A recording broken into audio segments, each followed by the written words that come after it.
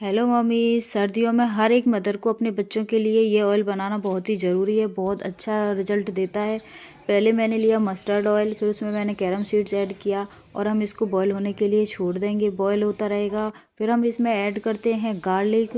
Garlic add करने के बाद हम इसको तब तक पकाते रहेंगे तब तक इसका कलर चेंज ना हो जाए। कलर चेंज होने के बाद ही हम इसको अप्लाई करते हैं। जब भी मेरे बच्चे को कफ और कोल्ड होता है, मैं इसको उसके तलवे पे, गर्दन पे, सीने पे और बैक पे अप्लाई कर देती हूँ।